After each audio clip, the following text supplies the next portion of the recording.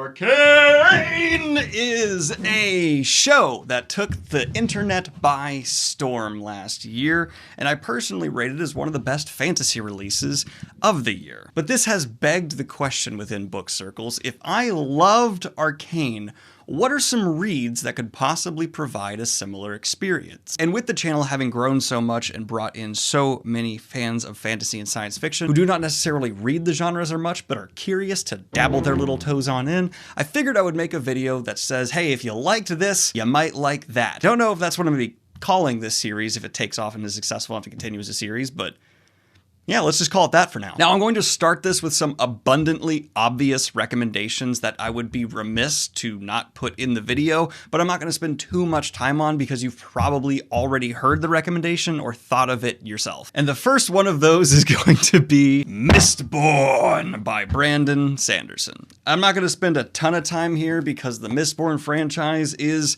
abundantly similar to Arcane in several key ways. There is a perspective provided that is, yes, a strong female character who is within the underclass and is trying to push against a class structure that is also similar to what is put forth in Arcane. Tonally as well, there is that murky underworld existing in the show that, well, they just replaced that murk with ash, and it's largely the same. Now, the biggest differences are this is not steampunk, and it is just more heavily fantasy. Though, if you are looking for a world that is specifically more similar to Arcane, all you have to do is skip these first 3 books and mosey on over to Mistborn Era 2, which actually does share a lot more similarities in terms of world, and crucify me hardcore Cosmere fans for saying this, you don't necessarily have to read Mistborn Era 1 to get into Mistborn Era 2. Hello, my name is Dr. Hard Truth, and I have a hard truth for some Cosmere fans. Not everyone who starts the Cosmere wants to finish the Cosmere. Sometimes they just want some of the stories and not all of them. It's hard, I know. We want them to read all of them because they're fun. But sometimes you have to be okay with the fact some people are just going to read Stormlight and nothing else. And that's their mistake. Getting into the base premise though, it actually is right here on the box. What if the Dark Lord won? Mistborn tells the story of a world that is trying to deal with the fact that the Dark Lord is in charge and has been for quite some time, which I guess you could compare to the institutional separation that happens in the Arcane world. It's just a little bit more black and white within Mistborn, unless we're going to get into spoilers, but we're not going to here. I wanted to say one more similarity is actually some of the emotional highs this series delivers also feel very similar to some of the more emotionally impactful moments to Arcane. It's not consistent throughout, but there are beats and relationships that you could draw parallels to. But with the obvious of obvious recommendations out of the way, let's get into a slightly less popular yet more similar recommendation. Just look at the cover. Gideon the Ninth. Look at this. Look at the cover! If that doesn't at least hearken to Arcane to you in some ways, I'd get your eyes checked. In terms of the point of view, its perspective on the world around it, the humor and that punk style, Gideon the Ninth is all of those categories exactly in the same lane as Arcane, in my opinion. It's a bit more adult, and the setting is quite different. This is lesbian necromancers in space, where Arcane is very hardcore, just steampunk. But if you're not super attached to the world, and you want those emotional, just blistering moments, this is very, very, extremely, unordinarily Arcane. Unordinarily. You're a great worder, Daniel. But again, this is a fairly obvious one, so I do not want to spend too much time on it. I will just say it's also of a similar quality as Arcane.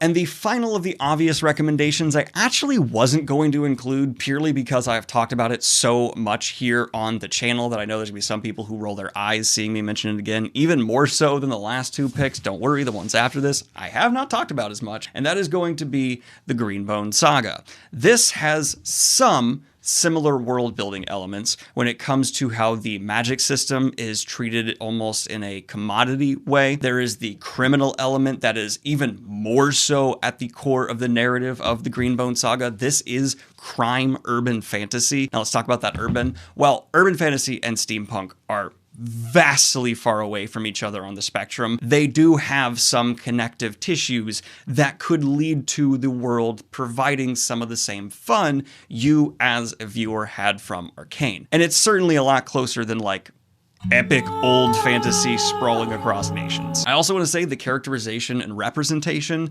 is striking similar chords, but in terms of tone, this is quite different. It doesn't have a lot of that punk undertone that is so addicting within Arcane, so that's actually a good reason why for some people it might not be in that exact same vein. But now let's get into some recommendations you may not have necessarily heard or even heard of in terms of the book's existence. And one is actually going to be a book I read but never reviewed here on the channel because I just wasn't able to get around to it, and that is going to be Retribution Falls by Chris Wooding. Now, I put out on Twitter recommendations for people who liked Arcane, so I wanted to hear my audience's perspective on this, and this was actually commented by Rob J. Hayes, and I wouldn't have thought of it, and I have no idea why. Because the world, if you just like the Arcane world, this is the closest I can think of in any book I've read. This is the steampunk, hardcore type of approach and action with airships and rapscallion gangs that made so many people enjoy Arcane. In fact, I want to give Chris Wooding a massive shout out for how he handles action. It is bombastic and stylized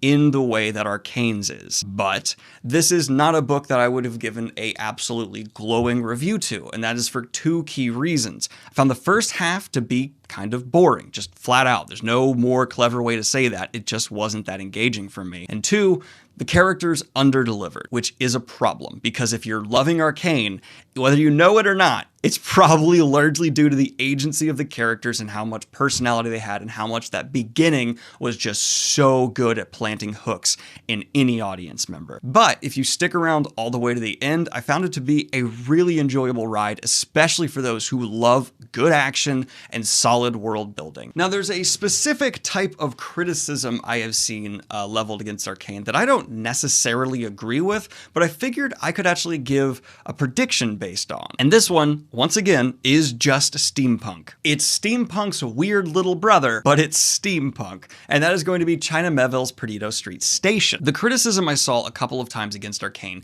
was that it didn't have enough ideology that you could really dig into beyond just the surface level presented in the narrative. And that's, I guess, a fair criticism because the narrative of the show wasn't so focused on the politics. I mean, it was there and it was a prevalent backdrop, but the motivation for what pushed the narrative forward was much more heavily just the characters, their personalities, and their choices. That is kind of flipped for Perdido Street Station. Yet it does maintain some of that punk atmosphere due to just the anger of China Melville's writing. He is someone who is preaching while he's writing, and that kind of almost provides a similar song. And so if you're kind of craving an Arcane that is more focused on ideas and odd questions and that's steampunk that'll make you go, what? Then Perdido Street Station actually could really be what some of those detractors from Arcane are looking for. Now, for me, if you stripped away a lot of just the meat of Arcane and you got to the bones of what held up the show, it's the emotion. It's a show that made me cry, it made me angry, it made me hate and love.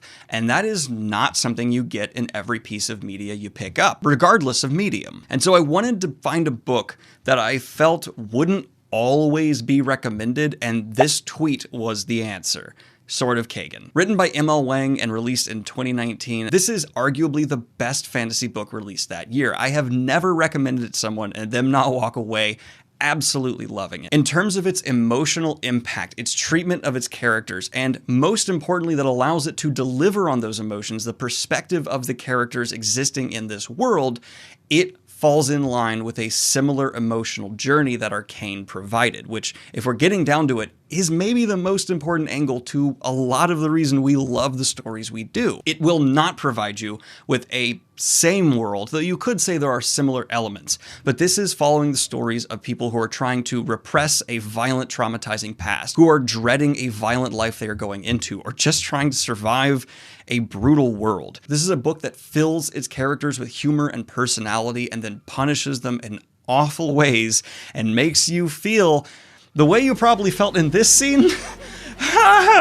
Just go hug her! And I don't see many people who loved Arcane not appreciating what is the bones of both of these stories. But of course, I want to end this video by doing a fan pick, and I actually released that tweet with a secondary agenda, and it was to see what the most popular recommendation from my audience would be. And the winner of the most popular fan pick is Ashes of the Sun by Django Wexler.